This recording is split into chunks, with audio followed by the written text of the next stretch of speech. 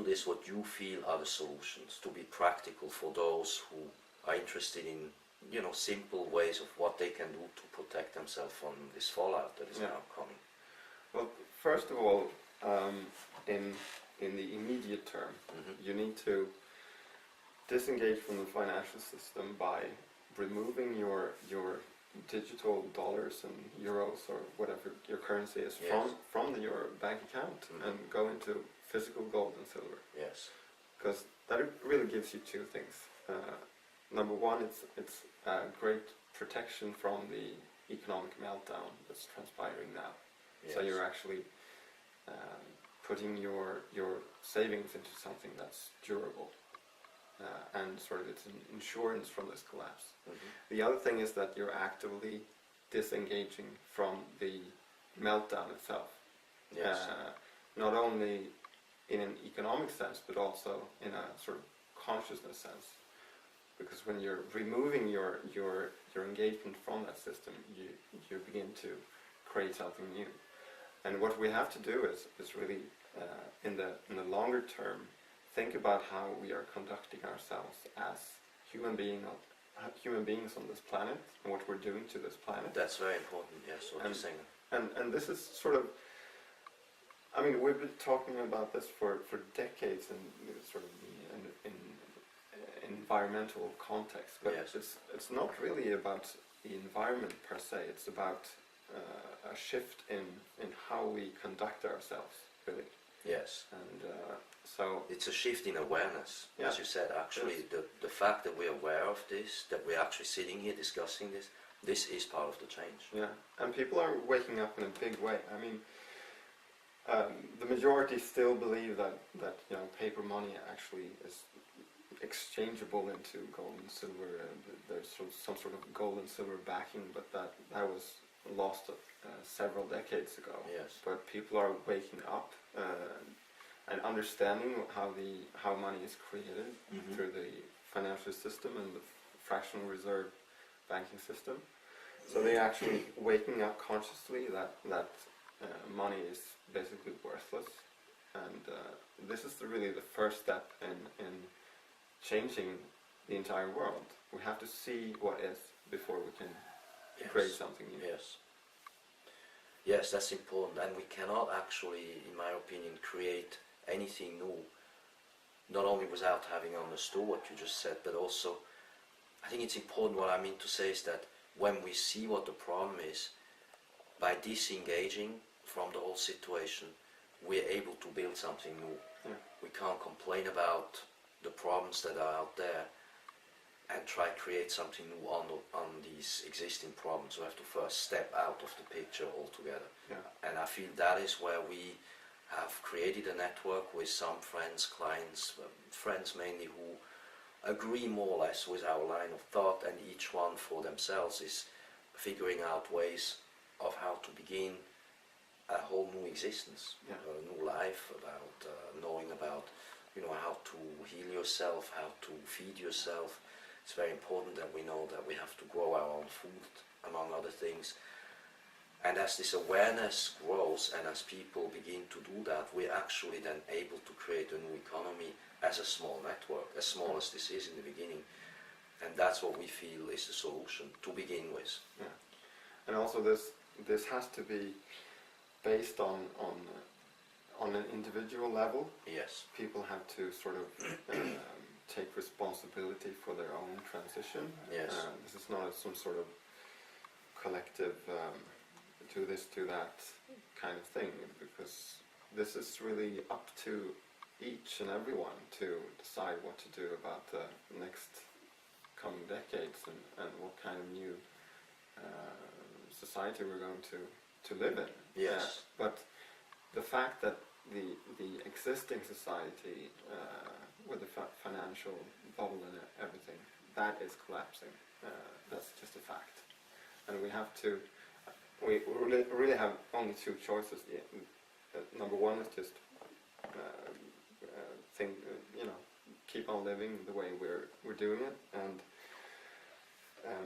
and let the chips fall where they may. Yes. Or else we can do something about our own situation and have some sort of strategy and have a vision on how we want to live our lives and create that.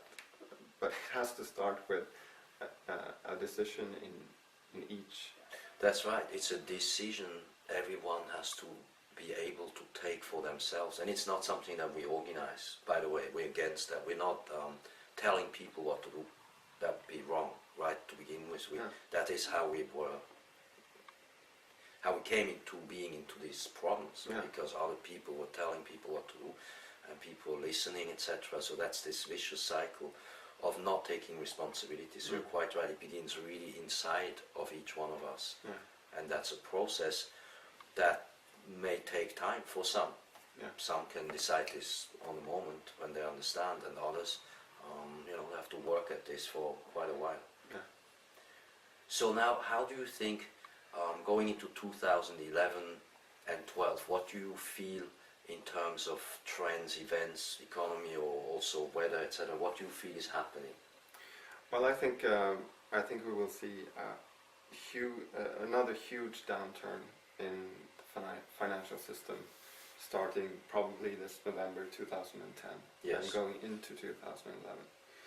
And I think people will probably talk about, okay, it's a double dip kind of recession, and we'll come out on the other end. But the thing is that this is not a double dip. This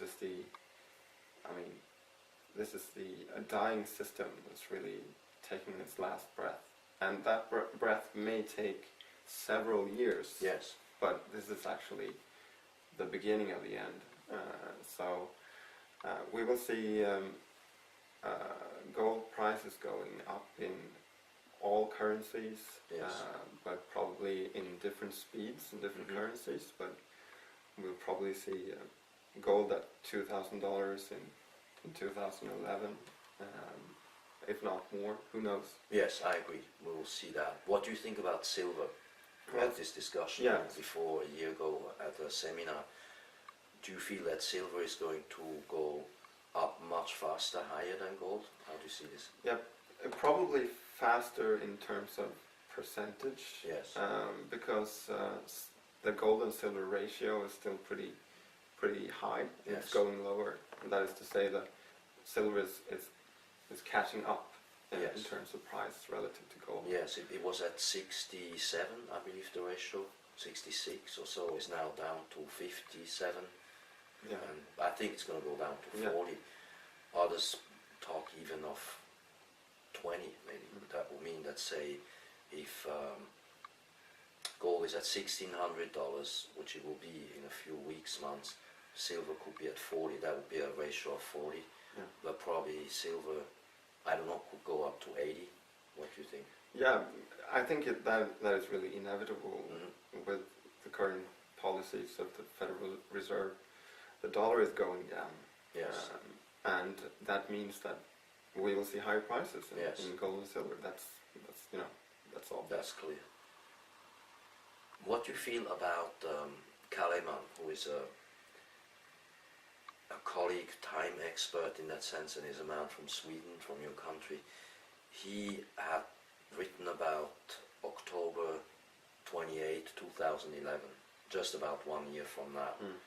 You know a little bit about Kaleman. What do you feel? How does this work into what we're discussing concerning economy, as well as other social trends, events in the world, weather, climate, etc.? What do you feel about Kaleman? I think it's interesting that all kinds of time measuring schools are pretty much saying the same thing. I mean, I look at economic and financial trends, and that's some sort of time measurement as well when you look into the future. But I know you use astrology. Yes. Kaleman has his Mayan-based timing, and we're basically saying the same things, that we're going into something totally different, and we're seeing the old structures and the old sort of power schemes collapsing, disintegrating. So the question really is, what kind of society do we want? and we have to envision That's that. interesting. That's the point. What kind of, yes, what kind of mankind do we want to build? This is what this is about. And also we have to be honest and say that what we're moving into is the unknown, really. That's right. We are moving into something entirely different. So when we try to apply different economic schools like Keynesianism or the Austrian school and try to figure out where we're going, we're actually using known methods and trying to measure something that is not really measurable, as Krishnamurti would have That put is it. exactly the point. We cannot go into the unknown by means of the known. Yeah. Okay, so I wanted to thank Johnny Melgren for having come here, visited with me and discussed these economic issues. And to sum it up one more time, you can get this book, the St.Clair Brief. It's a little booklet, 160 pages, 13 chapters. I'm going in this little briefing, and it's a briefing really through all the things that I feel are important now for us at the end of 2010, going into 2011, things that we should really internally get ready for and know about. The first step is simply that we have to empty our mind and become clear about what's going on out of a point of stillness. The second point is that we have to see a new reality, we have to see what's going on around us, and then we have to make certain adjustments. And these adjustments have to do also with time. For instance, we've been now talking maybe about 25 minutes, but it seemed much, much shorter. So once again, we had this sort of time warp feeling, and you will notice when you look at your clocks and you really are aware and carefully observe what's going on around you during your day, how time is beginning to have a different way of interacting with you, or you have a new perception of time. And then in this book, at the end, I simply go through all the aspects of creating a new existence, a new life, which I call radiant zones, which begins inside of you. And then I go into the details also of the outside technical life, where it would be best to live, how to disengage from the system, how to prepare yourself economically, how you thrive, how you create microeconomies, and generally also how you deal with your resources. It's very important that you have a good checklist of the resources that are going to be needed in the next few months as the system probably disintegrates. You have to become ready for certain developments, and so you need to look at resources. So this book gives actually quite a few practical ideas and suggestions of what could be done. And this little booklet, as a briefing, is a kind of introduction to my network that I created with Johnny Melgren, who also writes in my network. And so if you're interested to know more about this and have it updated like every other day, then I would advise you to join this network, and you go on the site stclaircrystals.com and take it from there. You will see we also have other so-called future clips, small videos of this kind, which I had the other day with Regina Meredith, and we're going to do more such videos over time. This was mainly to sum up the situation we're in now at the end of 2010, and this serves as an introduction, as I said, for you to decide if you're interested to know more. Thank you very much.